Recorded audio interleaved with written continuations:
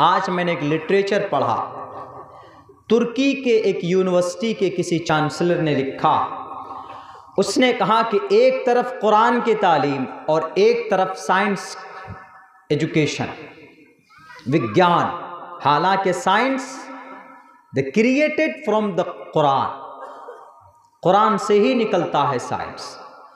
उन्होंने लिखा कि जब किसी इंसान के अंदर कुरान की भी तालीम हो और उस इंसान के अंदर साइंस की भी तालीम हो, सामाजिक, तो ये दोनों तालीम जिस इंसान के अंदर आए तो उस इंसान के अंदर इंसानियत होती है। उमूमन तालीमी बात आपको समझ में नहीं आएगी, आपको मिसाल देकर समझाता हूं। हम जिस देश में रहते हैं, इस देश में एक बहुत बड़ा साइंटिस्ट गुजरा, अल्लाह उनकी मग़फ़िरत फरमाए, इसलिए कि वो मुसलमान, दुनिया का, भारत का नहीं, दुनिया का, बल्कि आप ये कहिए ब्रह्मांड का सबसे बड़ा साइंटिस्ट है। उस साइंटिस्ट का नाम, उस वैज्ञानिक का नाम डॉक्टर APJ अब्दुल कलाम। वो ऐसा नहीं है कि वो इधर भी फोर्स इधर भी फोर्स चल रहे हैं और बड़े 10 लाखों वाला 10 लाख सूट का कपड़ा पहन रहा है, 3 लाख कीमत का पेन रख रहा है, ऐसा नहीं थे। वो बहुत सीधे साधे इंसान, बहुत सीधे साधे, नीचे जमीन पर बैठकर भाषण देते थे, राष्ट्रपति भी बने वो। उनके अंदर मानवता थी, इंसानियत थी।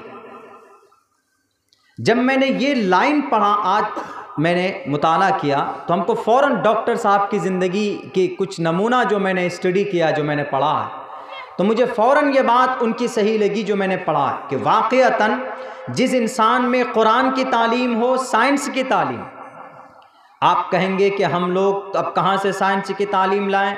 आपके लिए नहीं, हमारे जो बाप दादा जिनकी उम्र ख़त्म हो चुकी है उनके लिए नहीं बोल रहा हूँ, जो आने वाली आपकी नस्ल है, जो छोटे छोटे बच्चे नज़र आ रहे हैं वो हैं, उनको तालीम दीजिए कुरान की भी और स्कूल की भी। और स्कूल में जब आपका बच्चा जाएगा 1 क्लास में, तो साइंस क्या है, विज्ञान क्या है, गणित क्या है, मैथ क्या है, वो बच्चा आपका वहाँ पे समझ जाए। डॉक्टर APJ अब्दुल कलाम के अंदर इंसानियत, नर्मदिली, ह्यूमैनिटी, काइंडनेस,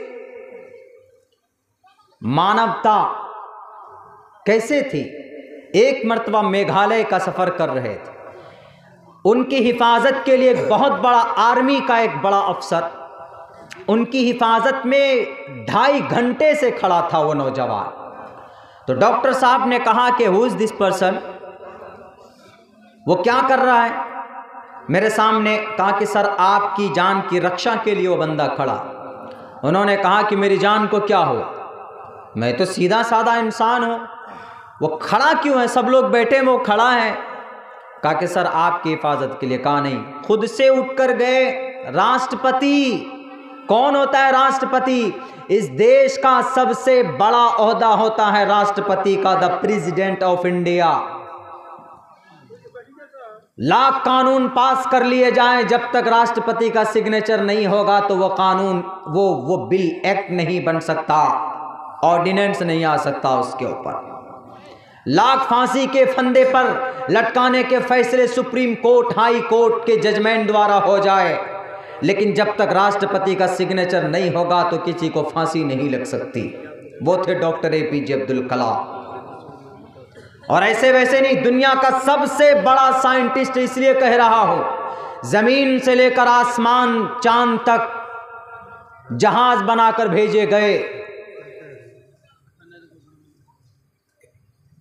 मिसाइल लॉन्च किया गया दुनिया के अंदर, लेकिन सबसे कम कीमत पर, कम खर्च में, कम तेल के खर्च में, कम पैसों में जमीन पर जहाज बनाकर, मिसाइल बनाकर आसमान तक, चांद तक भेजने वाला दुनिया के अंदर तने तनहा डॉक्टर APJ अब्दुल कलाम ऐसा साइंटिस्ट है जिसने कम खर्च में चांद पर हमारे इंडियन एयर स्पेस को भेजा है, लोगों को भेजा है। Doctor APJ Abdul Kalam.